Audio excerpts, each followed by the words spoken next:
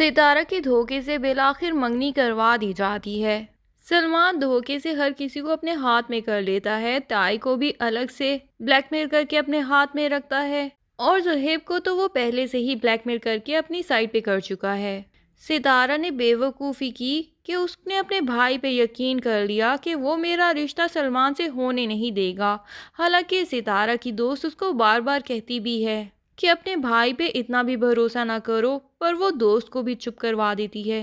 अब ताई, किरण सब लोग तैयार हो जाते हैं और मिठाइयाँ और तोहफे सब कुछ लेके सलमान के घर पहुंच जाते हैं। सितारा तो इन लोगों के बीच में बैठना भी पसंद नहीं करती और कभी किसी रूम में जाके बैठ जाती है और कभी किसी रूम में। फूफो भी कह देती हैं कि कभी ये लड़की इस कमरे में बैठती है और कभी उस कमरे में। क्या मेरा इतना हक नहीं कि मेरे साथ ही आके थोड़ी देर के लिए बैठ जाए? ताई भी आगे से बोल पड़ती हैं, भाई साथ बिठाने का क्या शौक है, अब तो वो तुम्हारी अमानत है, चाहो तो उसको अपने साथ ही रख लो। लेकिन सितारा बाहर जाके अकेली खड़ी होती है और सलमान उसके पास पहुंच जाता है। सलमान जैसे ही उससे बात करना शुरू करता है तो सितारा वहां से चली जाती है। अभी बात पक्की होने की रस्म शुरू होनी होती है कि इतने में सितारा की दूसरी ताई भी आ जाती हैं, यानी कासिम की माँ, और साथ उनकी खाला भी आ जाती हैं। यानी सितारा और सलमान का रिश्ता तय होने वाला है। इसकी खबर सबको ही थी फैमिली में सिवाय सितारा के। ताया सबके सामने बोल देते हैं कि भाई मैं तो अब अपना फ़र्ज़ अदा कर देना चाहता हूँ।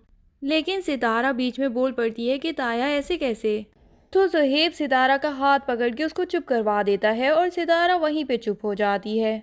इधर सलमान दिल में हंस रहा होता है कि देखो कैसे मैंने इसके सारे घर वालों को कंट्रोल किया, अब तो यकीनन मेरी जीत होगी। सितारा की ताई तो इसलिए भी इस रिश्ते के ऊपर मान चुकी हैं क्योंकि सलमान उनको ये ख्वाब दिखा चुका है कि सितारा के नाम जो भी जायदाद है वो मैं आपके नाम करवा दूंगा, मुझे उसकी जायदाद में बिल्कुल गर्ज नहीं।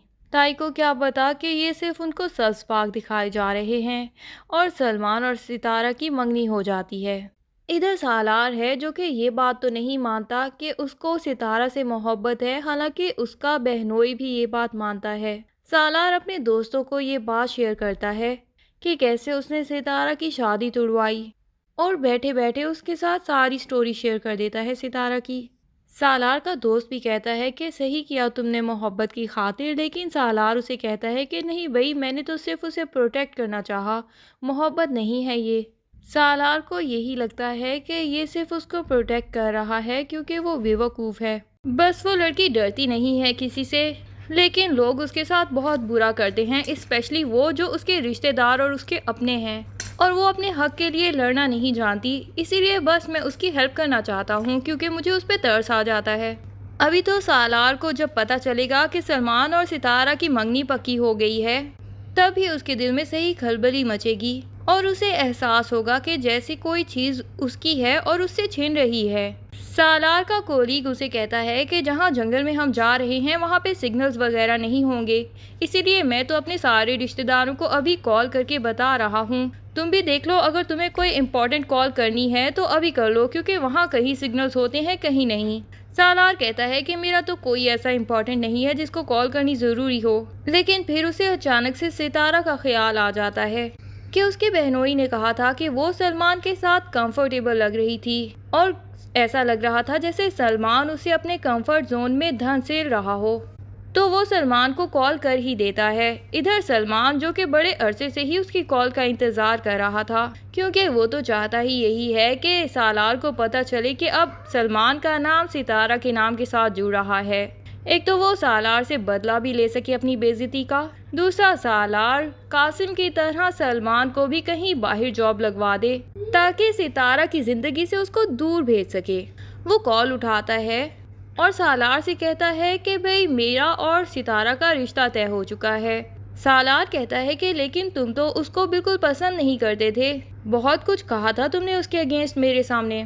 सलमान कहता है कि हमारी और सितारा की फैमिली के दरमियान जो भी इख्तलाफात थे वो ख़त्म हो चुके हैं और तुम्हें किसी भी चीज़ की फ़िक्र करने की ज़रूरत नहीं, जाओ तुम अपने करियर पे ध्यान दो, ओके बाय कह के वो कॉल बंद कर देता है। और सालार तो मज़ीद कश्मकश में पड़ जाता है कि ये कैसे हो सकता है, सलमान तो सितारा के लिए सबसे ही गैर मुनासिब ऑप्शन है। इधर सितारा भी इसी बात पे हैरान होती है कि ये आखिर इसके साथ इसकी फैमिली वालों ने किया क्या है।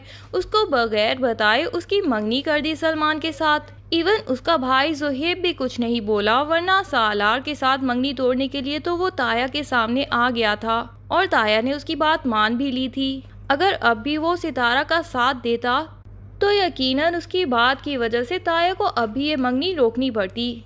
और जोहेब तो सलमान से जमाने से नफरत करता आया है। अब आखिर ऐसी क्या बात हो गई कि उसने सलमान के लिए भी हाँ कर दी।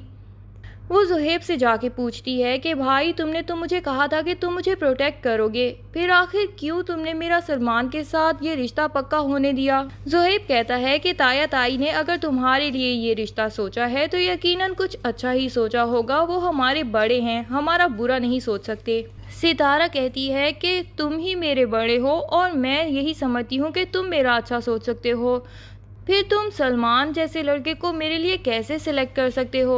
जोहेब कहता है कि जो हरकतें तुम कर चुकी हो, जितनी बदनामी फैमिली की कर चुकी हो, शुक्र करो कि सलमान के साथ तुम्हारी शादी हो रही है, वरना मैं तो उस कतर वाले रिश्ते के लिए भी कुछ नहीं बोलता। वो जोहेब से खफा हो जाती है और कहती है कि मेरे प्यारे भाई तुम मेरे साथ ऐसा कैसे कर सकते हो। सलमान की तो सारी फैमिली ही मुझसे नफरत करती है। तुमने मुझे कहा था कि तुम मेरा रिश्ता होने से बचा लोगे, लेकिन जोहेब बेचारा भी सलमान और सारी फैमिली के प्रेशर में आया हुआ है, इसलिए उसे वही कहना पड़ता है जो कि बाकी सब लोग उसे कहते हैं। और बिलाखिर जोहेब उसे कहता है कि सितारा इस वक्त अगर अब्बा भी होते ना तो जहाँ से भी तुम्हारा रिश्ता आता खुशी खुशी कर देते और तुमसे नाखुशी होते। ये बात सुन के तो सितारा की आंसू निकल जाते हैं। सिर्फ एक जोया ही है इस फैमिली में जिसको सितारा का पहले भी एहसास था और अभी भी सितारा का एहसास हो रहा है। वो सितारा के हक में बात कर देती है और निमी से कहती है कि तुम जो कुछ भी कर रही हो उस लड़की के साथ वो गलत कर रही हो, और ये भी कहती है कि उस लड़की के साथ बहुत सी नाइंसाफियां हो रही हैं। वो निमी से कहती है कि तुम सितारा की ज़िंदगी बर्बाद क्यों कर रही हो ये झूठ बोल के, तुम आखिर सच्चाई सबको बता क्यों नहीं देती। तुम अगर चाहो तो ये शादी रुक सकती है, तुम्हारे अलावा इस वक्त कोई भी उसकी हेल्प नहीं कर सकता। लेकिन निमी तो ये चाहती ही नहीं कि सितारा की शादी रुके और वो दोबारा से सालार और निमी के दरमियान कोई रुकावट बन के आ जाए, इसलिए वो तो अपना मुंह नहीं खोलती बल्कि साफ मुकर जाती है कि मैंने कौन सी जाति की है। इधर निमी की माँ आ जाती है निमी की साइड लेने के लिए और वो अपनी बहू को चुप करवा देती है और उसे कहती है कि अगर मैं चाहूँ ना तो अभी के अभी तुम्हारी कराची की ट्रेन बुक करवा के तुम्हें वापस भेज सकती हूँ। तुम मेरी बेटी को ही वर्गलाने और इल्ज़ाम देने के लिए आ गई हो। जोया का शौहर भी वहाँ पे मौजूद होता है और सारी बातें सुन रहा होता है, लेकिन वो भी इंसाफ का साथ नहीं देता। पर जोया निमी से कह देती है कि किसी की आहें लेके तुम जिंदगी में कभी भी खुश नहीं रह पाओगी। एहतशाम जोया से कहता है कि जोया अंदर चली जाओ, लेकिन जोया नहीं जाती तो एहतशाम कहता है कि अंदर जाओ वरना। जोया पूछती है कि वरना क्या होगा। अब क्या एहतशाम जोया को भी तलाक की धमकी देके चुप करवा देगा और फिर सितारा के हक में कोई भी बोलने वाला नहीं होगा। ये सब जानने के लिए ड्रामे की नेक्स्ट एपिसोड का इंतज़ार कीजिए। तब तक के लिए अल्लाह हाफिज़। वीडियो पसंद आए तो लाइक एंड कमेंट ज़रूर कर दें और चैनल को सब्सक्राइब करना ना भूलिए। Thank you.